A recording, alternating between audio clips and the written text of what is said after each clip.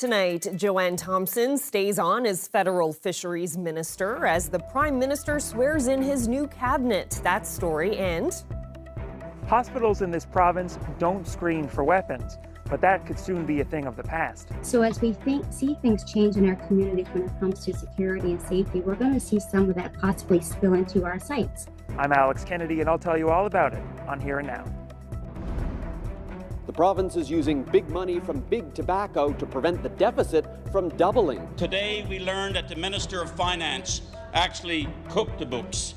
I'm Peter Cowan. I'll tell you why there are calls for the Finance Minister to resign, coming up on Here and Now. There's lots of massive acts coming into this province, it's just going to be a great summer of music once again. Well, music festivals are getting bigger and bigger, but what does it take to bring in big-name bands to the province?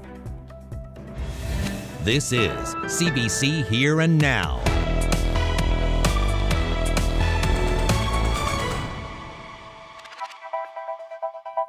Good evening and welcome to Here and Now. We begin with some health news. Newfoundland and Labrador Health Services is exploring the idea of introducing weapon detection systems into healthcare facilities.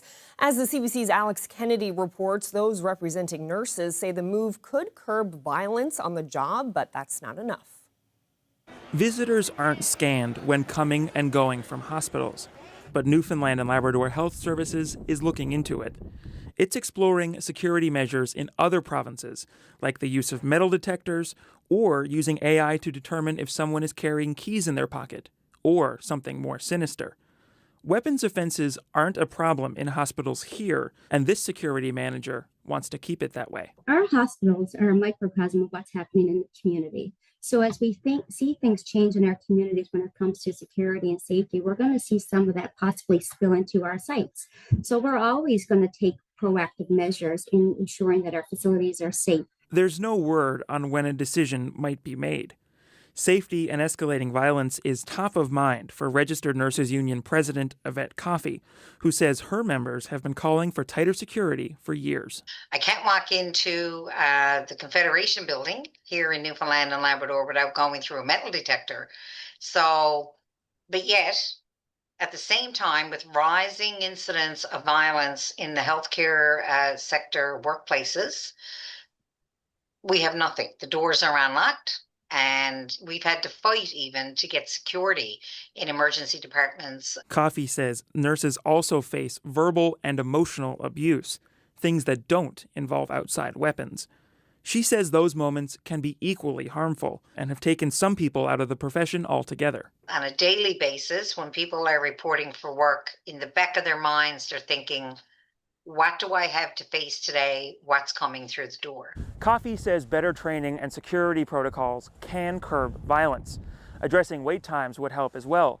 She says people can lash out when they're agitated. As for people who do engage in violence, Coffey says she wants to see consequences and charges under the criminal code. Alex Kennedy, CBC News, Corner Brook. The Honourable Joanne Thompson, Minister of Fisheries. L'Honorable Joanne Thompson, Ministre des Pêches. I, Joanne Thompson, do solemnly and sincerely promise and swear that I will truly and faithfully and to the best of my skill and knowledge execute the powers and trusts reposed in me as Minister of Fisheries. Well, Joanne Thompson held on to the fisheries portfolio today as Prime Minister Mark Carney revealed his new cabinet in Ottawa. The MP for St. John's East is one of 28 cabinet ministers selected. During his campaign, Carney promised to consider restructuring the Department of Fisheries and Oceans. Thompson won her riding by a landslide with 62% of the vote. Along with those 28 ministers, Carney also selected 10 secretaries of state today, a mix of new faces and veterans. I will truly and faithfully and to the best of my skill and knowledge execute the powers and trusts reposed in me. Well, Dominic LeBlanc heads a new cabinet position responsible for Canada-U.S. trade and intergovernmental affairs and one Canadian economy. Another familiar face, Anita Anand, is now the Minister of Foreign Affairs. Chrystia Freeland becomes Transport Minister, and Melanie Joly takes on the industry portfolio. Some ministers are newly elected MPs, like former journalist Evan Solomon and BC's Jill McKnight. Parliament will sit on May 27th, with King Charles delivering the throne speech. Well, the provincial government is under fire for using big money from big tobacco to prevent this province from having an even bigger deficit. The money is part of a multi-billion-dollar settlement tobacco companies reached with the provinces in March, and CBC News has found that without it, the provincial deficit would have doubled. Peter Cowan explains. In last month's budget speech, the finance minister touted just how much the government has slimmed down the deficit. Our deficit has decreased from $1.5 billion in 2020-2021 to $372 million estimated for 2025-2026, which represents just 3% of revenues. But that's only because the province added more than $500 million in money from a settlement with tobacco companies. For decades, provinces have sued big tobacco to recover the costs of smoking. In March, they agreed to pay out $32 billion, much of that to the provinces, but that money is expected over more than 20 years. The province says it expects to get $132 million this year, but because the agreement is expected to be finalized this year, it's adding all of the money from future years into this year's budget, a move experts are questioning. Any additional revenues that they could have integrated in this year's budget would probably help them politically. So it may be politics talking more than economics or accounting. We asked all the other provinces how they're handling the money, and Newfoundland and Labrador is the only one to book all the money this year. Most are still studying how to handle it. Quebec and PEI are only recording the money they actually expect to get this year. If the money is guaranteed, then the provinces book it when the agreement is signed. That's what happened with the Atlantic Accord signed with the federal government. $2.5 billion is paid out over 32 years, but was all booked in one budget and all signed off by the Auditor General. Experts are warning this agreement may be less of a sure thing. Risks of them are so high because everybody's trying to shut them down, starting with governments, okay? And of course, their customers are dying off because, smoking kills you. So if there's any industry that's a very high-risk industry of not being around in 20 years, it would be, I think it's fair to say, this would be near the top of the list, if not at the top of the list. So whether or not they'll be around to pay this money is very, very uncertain. It's not just experts. Politicians here at the House of Assembly are reacting to this story, raising concerns about how this money is accounted for. Today, we learned that the Minister of Finance actually cooked the books. So I asked the Premier, will you fire the Minister of Finance? The new Premier didn't take the opposition's advice, instead backing his newly sworn-in finance minister. And Siobhan Cody insists she's just following what accountants are telling her. That is insulting to all the accountants who have been involved with the preparation of this budget. But the NDP insists we need to better align these accounting rules with how other provinces are doing it. Part of it is a outdated accounting system that this province has used, and the second is obviously it's an election year, and you got to make the deficit look good, apparently. That election is set for this fall. Peter Cowan, CBC News, St. John's. A 33-year-old man in Cape St. George is facing 3 charges related to child exploitation. The RCMP and RNC's Integrated Internet Child Exploitation Unit arrested the man last Thursday. Officers reached his home and seized several electronic devices. Police accused the man of possessing and transmitting child pornography. He has been released on conditions, and the RCMP warned that further charges may be laid. The Crown has withdrawn criminal negligence charges against 2 men related to a fatal crash in Conception Bay South. It happened in the spring of 2022 when a transport truck collided with a sedan on Peacekeepers Way. The 56-year-old driver of the sedan died at the scene. 2 men were charged by police, the driver of the transport truck and a mechanic who's accused of fraud. Police believe the crash was partly due to mechanical issues at the time. Well, this week, the Crown prosecutor withdrew the criminal negligence charges, saying that new information suggested a conviction isn't likely. The mechanic is due back in court later this month to address the fraud and forgery charges. And police were kept busy at an event marking Canada Road Safety Week this morning. In just a few hours, RNC officers issued about 30 speeding tickets and even seized one vehicle in a school zone in Conception Bay South. We're very pleased that the RNC have agreed to come out to Conception Bay South to highlight Road Safety Week for road safety across our province. And we just want to make this a wake-up call for people driving through our town that you have to be mindful. The safety of our residents is paramount, and that we are taking it very seriously. I don't know if you noticed, but I took a phone call just before we started, and that was the supervisor of our traffic service initiative here that's happening right behind us, and he informed me of approximately 30 speeding tickets have been issued in this area this morning since 8 a.m., and we have one vehicle seized. You look at an initiative like this, you're going to see this all week and into the summertime. So if you're going to get behind the wheel and operate in an aggressive manner, you can expect that you're going to get a phone call from the RNC, you're going to get stopped by the RNC, and these communities are going to be contacting the police to report your behavior. The town has spent tens of thousands of dollars on traffic calming, speed humps, radar feedback, and so forth. And you know what? It works for a while in most areas, but people tend to get used to it and just tend to drive the way they want to drive. And heading into the summer, when you see more people out and around, this is a wake-up call. This is a wake-up call to be mindful where you're driving, the speeds that you're driving, and the safety of the people, your friends, your relatives, your neighbors. These are the people we want to keep safe here in Conception Bay South. Well, there will be at least 30 musical acts performing in St. John's this summer, but getting those bands isn't so easy. Here Now's Abby Cole spoke with a local promoter and musician about what it takes to organize a festival. Not long from now, there's going to be a huge tent right here for the annual Iceberg Alley Music Festival.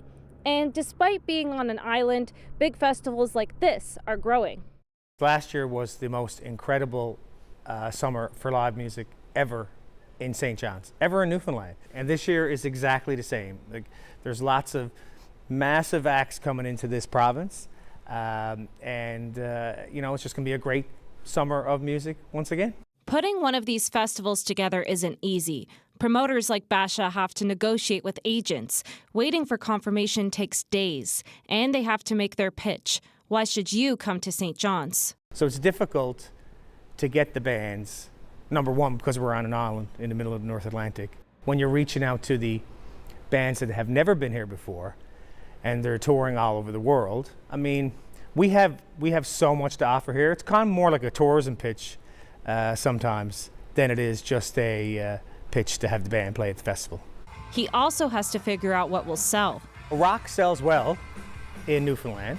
At the end of the day, you're just trying to figure out what's going to sell or not, because if it doesn't sell, you won't have another one again, because it has to be able to get to the other side to make money.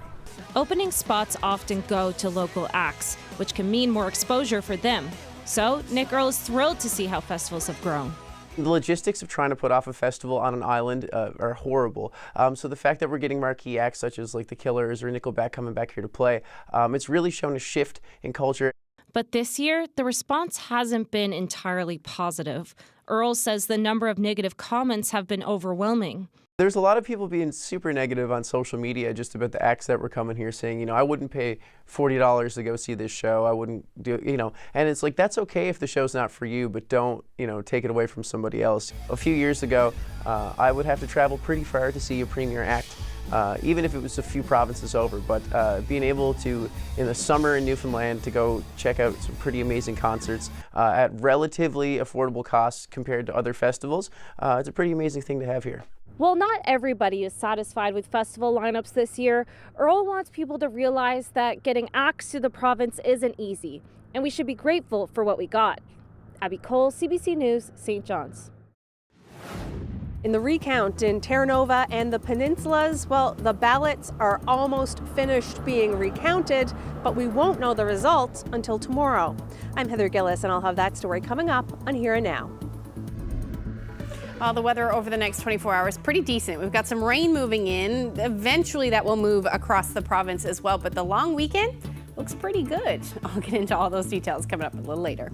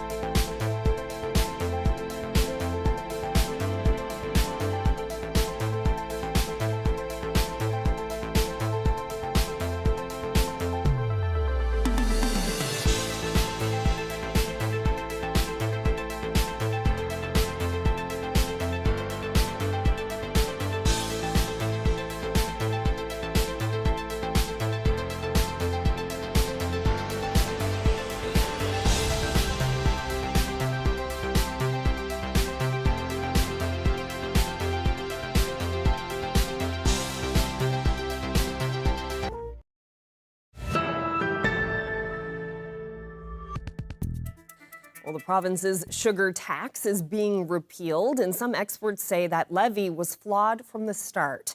Since 2022, the tax adds 20 cents to the cost of every liter of sweetened beverages. It was meant to discourage the consumption of sugary drinks. A survey that same year by the province found 80% of people said their drinking habits would not change despite a tax.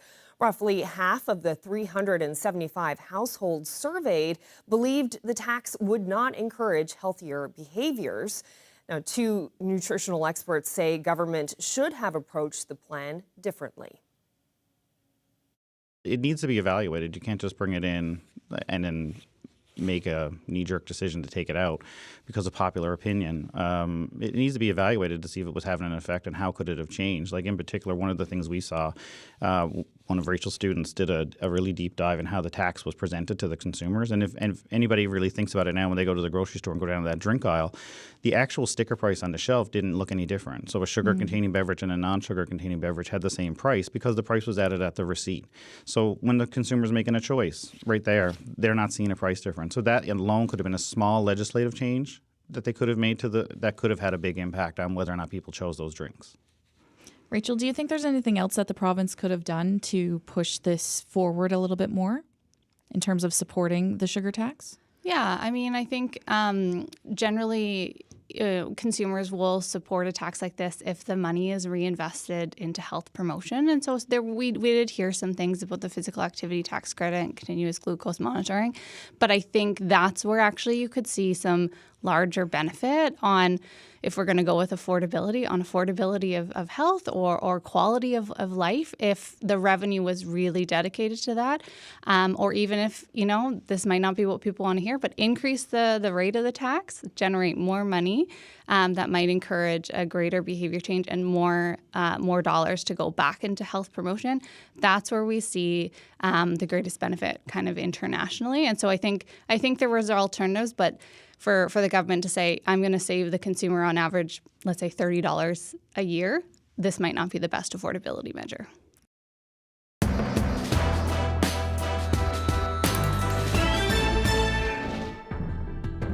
Well, it's day 2 of the recount in the riding of Terra Nova, the Peninsulas. Just 12 votes stood between winner Anthony Germain of the Liberals and Conservative candidate Jonathan Rowe. We now have more insight into those polling numbers. There was a total of 279 ballot boxes collected in that riding. There were 11 mobile polls, 23 advanced polls, and just 11 special ballots. Now, this is a riding where every vote counts. Here now's Heather Gillis is in Marystown for that recount. Judge Garrett Handrigan, who's overseeing this recount, says the recount teams should be finished counting more than 41,000 ballots by about 5:30 this afternoon. Then the next step is to deal with disputed ballots. When the recount is done, the judge says he'll make decisions about disputed ballots. They're ballots that representatives for the candidates and lawyers for both parties can't agree on. They may include ballots that were rejected on election night. In Terra Nova, the Peninsula, 597 ballots were rejected in the initial count. Elections Canada's Judicial Recount Handbook outlines a few reasons why ballots could end up rejected and not being counted. They say they only accept ballots with an X, a tick, a line, or other mark in the circle to the right of the candidate's name, like shown here. Elections workers have to reject ballots if there isn't an X marked in the circle to the right of the candidate's name, or if there are marks in more than one circle. Election workers also can't accept ballots that could identify the person who cast the vote. They also have to reject ones that weren't supplied by the returning officer. Elections officers initial the back of ballots to make sure they're real and prevent ballot stuffing, but a missing initial alone isn't enough to DQ a ballot. If the number of ballots in the box are the same as the number issued by elections workers at that poll, then they can be confident it's a real one. It looks like we won't know the outcome of this recount until tomorrow. The judge says he's going to give lawyers tonight and throughout tomorrow morning to make their position so that they can argue with him over the disputed ballots. Heather Gillis, CBC News, Marystown.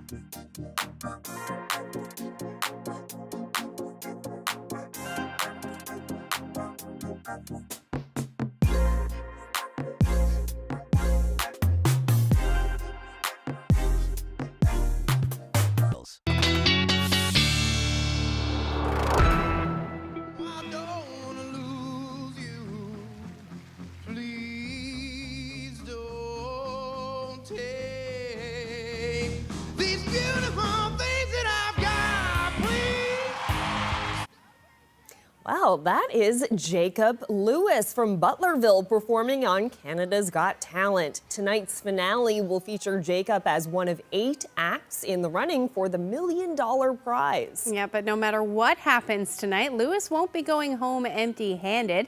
He's already earned 2 golden buzzers from the show's judges, each valued at $25,000. And you know what, Ash? You know who's a big fan of Jacob Lewis? Shania Twain. She pressed her golden buzzer during one of his performances, and I know how much of a fan you are, Ashley, of Shania Twain. So lucky. So lucky he gets to meet her. All right, well, good luck to him tonight for sure. It's always nice to see local folks on those kinds of shows. And Absolutely. What a great voice, too, my goodness. Incredible. I'd been dancing there just, yeah, great job. Yeah, congratulations. Good luck tonight for sure. If we take a look at the weather, though, I'm sure you guys weren't too happy with me today, especially when we saw the flurries earlier today. Most of that has now moved off, though, thanks to that area of low pressure. We've got a ridge of high pressure moving in. It's not going to last too long, but we are going to see some sunny skies with that as we head through a good chunk of tomorrow. And we do have so much warmer air well to our west at the moment. And as we head through the next couple of days, particularly into tomorrow, part of that mild air is actually going to move into Lab West with temperatures well above where you should be sitting this time of year for you into the afternoon tomorrow, which will be nice. And then eventually, as we head toward the long weekend, we will start to see some of that milder air, you know, moderately mild compared to what we have been seeing anyway as we head through Saturday and even into Sunday. Temperatures likely reaching the teens in some cases for central and even parts of the Big Land. We'll see that as we head into Sunday before we see a bit of a cool down by the time we get into Monday. Now, for now, we're dealing with much cooler temperatures, hovering around the 0-degree mark right now in St. John's. Away from that onshore flow, though, winds are northerly or a northerly component. So we are seeing the milder temperatures to the south. St. Lawrence, places on the Burin Peninsula are seeing temperatures around 8 degrees. And the warmest temperatures in Lab City. And like I said, you will continue to see temperatures warm up as we head through the day tomorrow. So for now, most of that snow activity has now moved offshore, and that ridge of high pressure moving in, which is keeping the skies relatively clear. And you can see we're starting to see some of those clearing skies as well across the Avalon. And as we head through tonight, essentially clearing skies will continue, and it will be a fairly quiet night tonight. Temperatures will dip as well.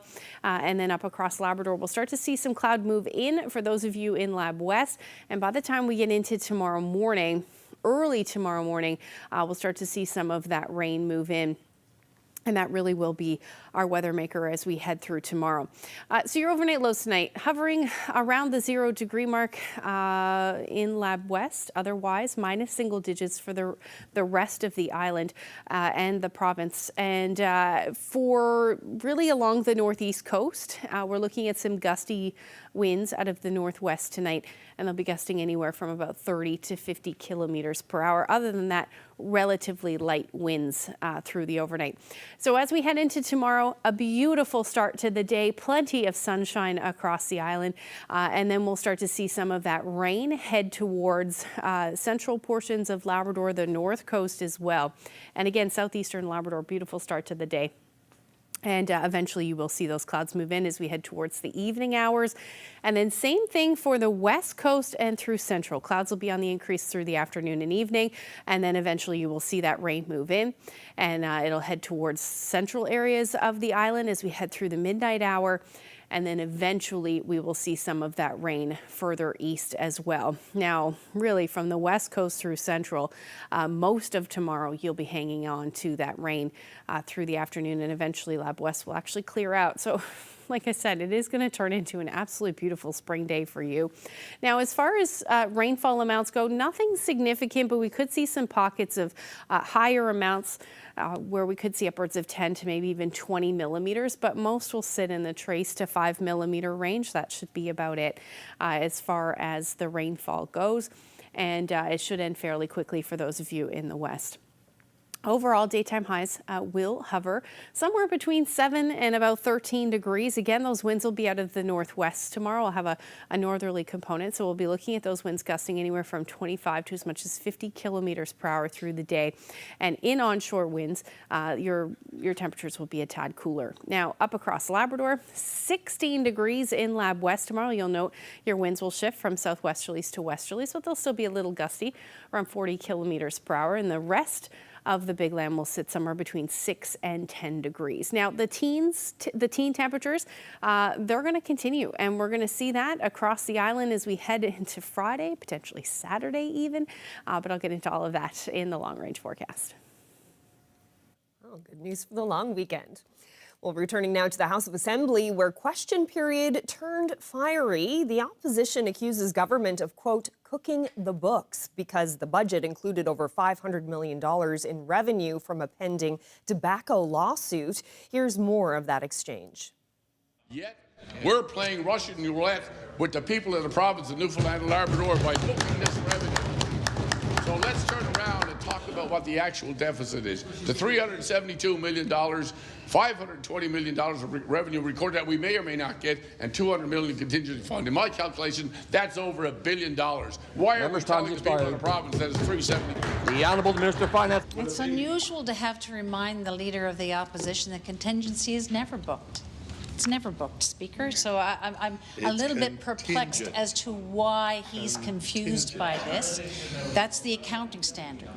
To the point again about booking this revenue, we have received the assurance that we will be receiving this money. We have discussed this based on the best information that we have made available to us. We booked it using public accounting standards. The Auditor General will review this as per public accounts as to the timing of when to book it. Speaker, it is not unlike any other receivable that this government has. Baybert, Green Bay. Thank you, Speaker. Speaker, I'm an accountant.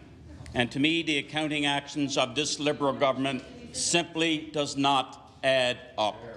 Nova Scotia has consulted the Auditor General on how they will account for the tobacco settlement. So why didn't the Liberal minister opposite consult this province's Auditor General before tabling the budget? Thank you. I note the member opposite is an accountant, then he would have respect for the accountants within the government of Newfoundland and Labrador.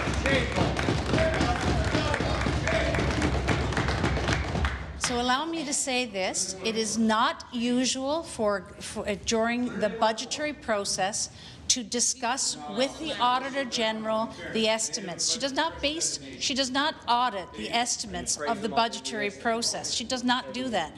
This is about the budget itself and how we are playing with numbers. So let me give a little accounting refresher.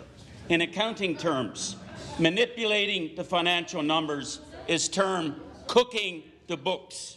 Today we learned that the Minister of Finance actually cooked the books. So I asked the Premier, will you fire the Minister of Finance? The Honourable Minister of Finance, President Treasury Board. That is atrocious, to be honest with you, Speaker.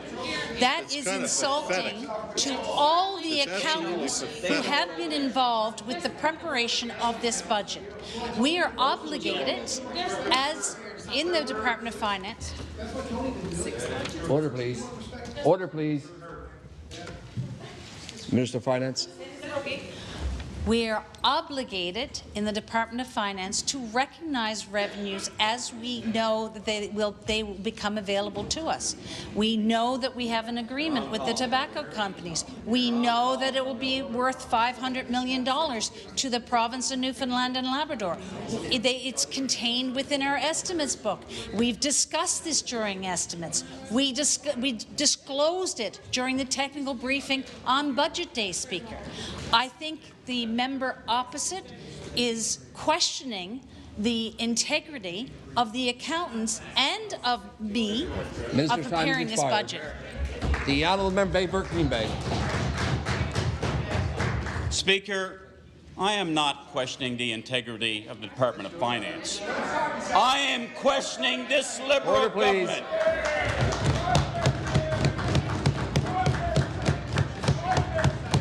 And I'm questioning whether this is misinformed or misinforming. Speaker, is it acceptable to book revenue you will not receive in this fiscal year in order to understate the deficit in an election year? The Honourable the Premier.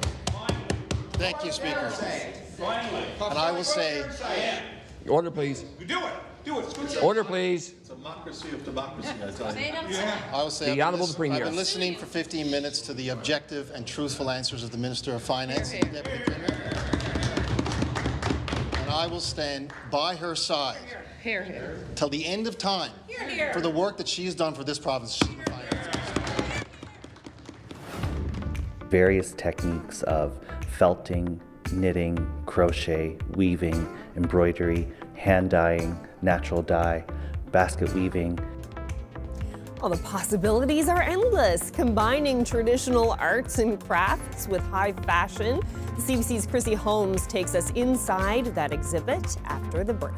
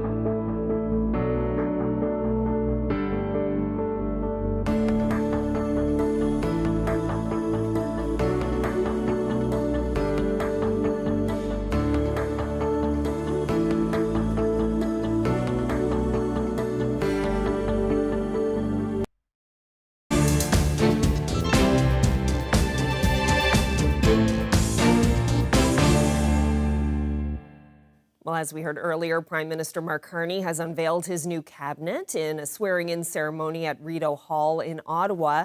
An MP from this province, Joanne Thompson, is one of the 28 ministers and 10 secretaries of state. The cabinet includes a mix of veteran MPs and some new faces. Evan Dyer has the details. Ready to go. For most of the ministers named today, this was a case of back to work.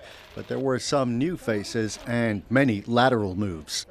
Two of the most fraught portfolios will go to cabinet newcomers, housing and energy. Former Vancouver Mayor Gregor Robertson will be the new housing minister. Vancouver is widely considered to have Canada's worst big city housing struggles, possibly making its former mayor a controversial choice. Ontario MP Tim Hodgson will take on the energy portfolio, with Western frustration over the lack of pipelines at an all-time high. Canadians elected us with a mandate for change. So there is a great deal of change in this cabinet. But there's less change around the most important issue Mark Carney was elected to deal with: Trump trade, tariffs, and annexation threats. People who accompanied Carney to the White House last week will mostly remain engaged, but in different posts. David McGuinty will go to defence with a mandate to rapidly grow the armed forces. Melanie Joly goes from foreign affairs to industry. She'll be replaced as foreign minister by former defence minister Anita Anand. There are no fewer than 3 trade ministers. Dominic LeBlanc will remain engaged on US-Canada trade. Chrystia Freeland, unpopular with the Trump administration, will be in charge of internal trade in Canada. And Ontario MP Maninder Sidhu will oversee Canada's trade with the rest of the world. Finance, traditionally considered the top role in cabinet, goes to François-Philippe Champagne, who's held the foreign, trade and industry portfolios. We have to address this crisis with the Americans, and we have to address the very real challenges in our economy, and we will do that. Pierre Poilievre initially sounded a bipartisan note in his first reaction to the new cabinet, but that soon changed. So far, it's not a promising start. The first disappointment is, unfortunately, his cabinet. He appointed Trudeau's old team and Trudeau's old advisors. Poilievre took aim at several individual cabinet ministers, including Champagne, Sean Fraser and Stephen Guilbeault, holdovers from the Trudeau era who he blamed for housing shortages, anemic growth and failure to develop Canada's resources. Evan Dyer, CBC News, Ottawa.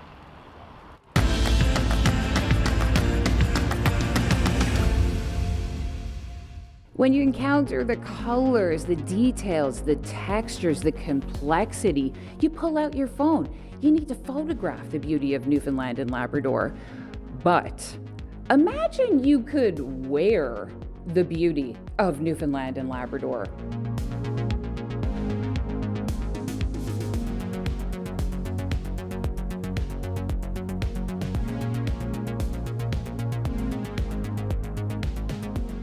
Walking in here is a total sensory experience. What do you want people to feel when they first walk in this room? You know, I think the feeling that we want to evoke in people coming in is the real essence of the landscape and seashore of Newfoundland and Labrador. This is the true inspiration of the collection engulfed, and we want people to feel that beach combing experience, and you know, the waves, the ocean, the colors, the textures, the shapes, everything. We were actually designers in Montreal working together, and we had this concept that we both come from more of a couture experience, more of the craft experience in fashion. And there's not much of that happening in Montreal anymore. So Richard had this grand idea that he wanted to create a collection using artisanry and crafts. Maybe if we sort of pair up and develop a collection, but based with actual craftspeople and master craftspeople that could really submit the pieces, and we can get the collections going, which it wouldn't be a you and me sort of vision, but more of a collaborative visions with actual artisans, master craftspeople from around Canada. Collectively, throughout the whole collection itself, there's about 5,530 hours of handwork involved in the entire collection. And basically what you would see here around the room is various techniques of felting, knitting, crochet, weaving, embroidery, hand dyeing, natural dye, basket weaving.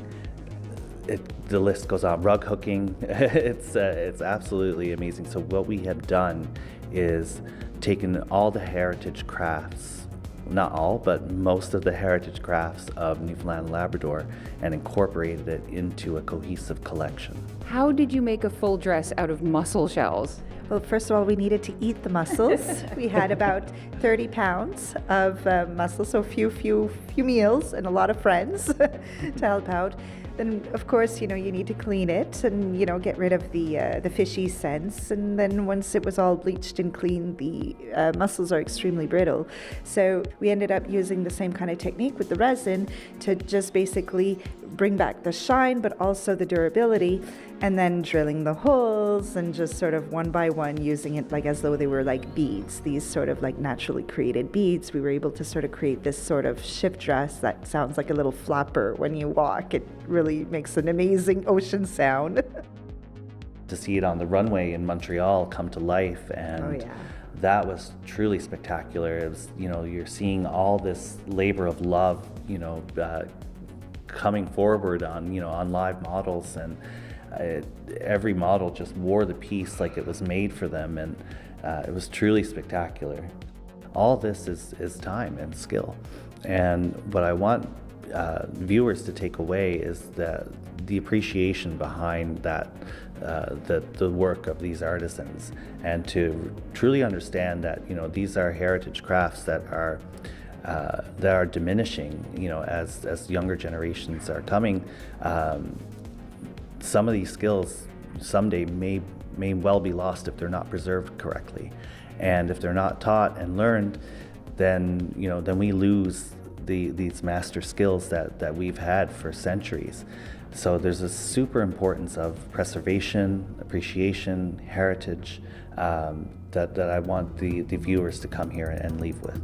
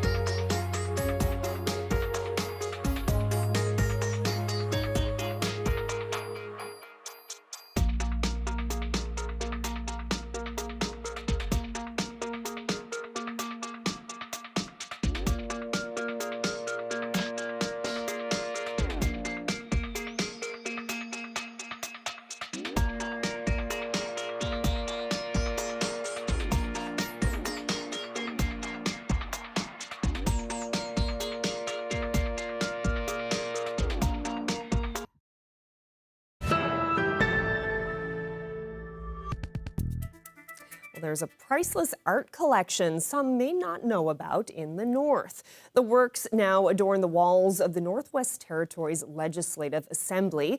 Jocelyn Sheppel sheds light on a little-known piece of history from the famous Group of Seven.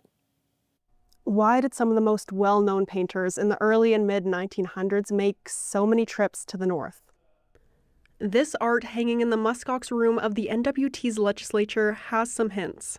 The pieces are all by A.Y. Jackson, a member of the Group of Seven. Jackson and the rest of the group had a mission to paint every province and territory in Canada. This was a change, and brought the North to people unfamiliar with the territory and presented it in a new way. Daryl Chocolate is an NWT artist. His own artwork now hangs just down the hall from Jackson's. I do a lot of acrylic, but I do oil painting as well. He says seeing the collection when he was younger helped inspire him to become an artist himself. He says he paints what he calls northern beauty, and says he sees that in Jackson's pieces as well. Landscapes, especially the fall scenery when all the tundra leaves start to turn red and orange. It's really, it brings a sense of warmth, even though autumn, you feel that cool, brisk temperatures. But for me, as an artist, when I see fall time, I see the beautiful colors of the north. John Gagan is an associate curator for the McMichael Canadian Art Collection. He says the pieces from the NWT show a different side of Jackson's work, one he is not as well known for. Jackson was often invited to mines in Yellowknife and the surrounding areas. The collection has 8 full canvas pieces and 2 oil sketches. They were in Ottawa for many years. It wasn't until 1967 that they slowly started returning to the north. By the time the legislature opened in 1993, the collection had made its way back to the territory. Jocelyn Sheppel at CBC News, Yellowknife.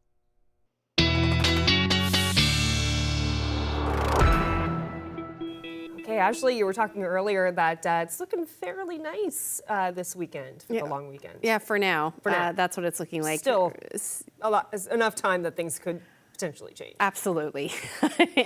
Promising, though. I broke my rule by talking about the weekend forecast so early in the week. But yeah, for now, it looks like we're going to sit under a ridge of high pressure, which, is nice for those of you that get to enjoy the long weekend. But let's take a look at what's going to happen, because we do have some rain on the way as we head through tomorrow and then through really Wednesday night. That will move through.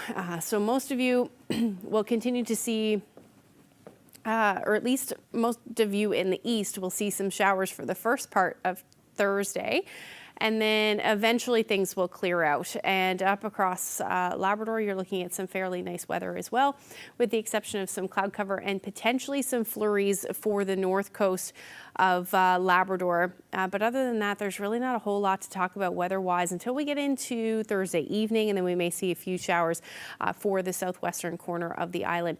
Overall, daytime highs should sit somewhere between 12 to 15 degrees for most of the island, with the exception of the northern peninsula. You'll stay in the single digits, and really single digits for anywhere from 5 to 8 degrees for most of the big land. The north coast, you'll be hovering around the 0 degree mark through the afternoon.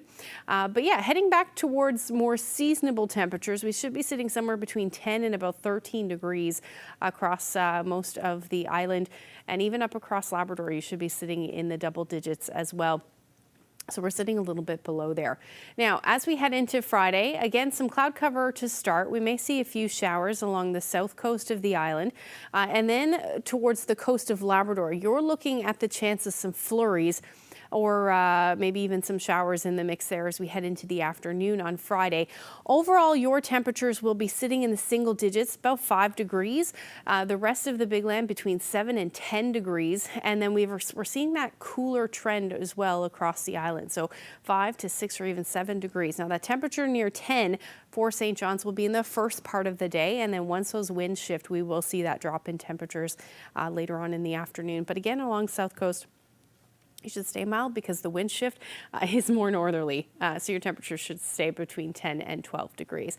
Now the long range forecast as we get into Saturday and Sunday, it does look like we should see those temperatures stay in the double digits, between 11 to 16 degrees.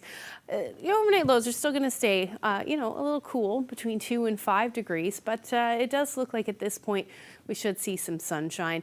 And then for central Newfoundland, you are also looking at your temperatures mild, so a little bit of a blip there on Friday with single digits, but then back into between 16 and 17 degrees with some sunshine.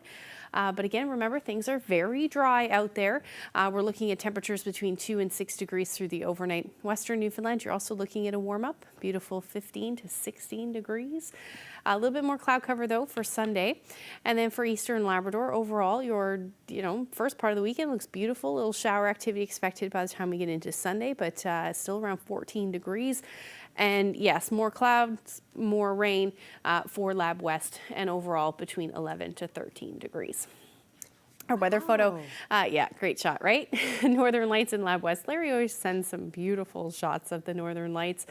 This one is no different. Thank you for that. If you have any weather photos, we'd love to see them. You can share them with us at nlphotos@cbc.ca. Stunning right across the sky. My gosh, I wonder how long that stretch of light is. Oh, it's beautiful. Gorgeous. Thank you so much for Almost see them dancing away there, hey? Yeah. One of these days I'll see them in person. Oh, How yes. many people have that on their bucket list? A lot. Yeah. A lot of people. All right, well, that's it for us. Thank you so much for spending part of your evening with us. Good night.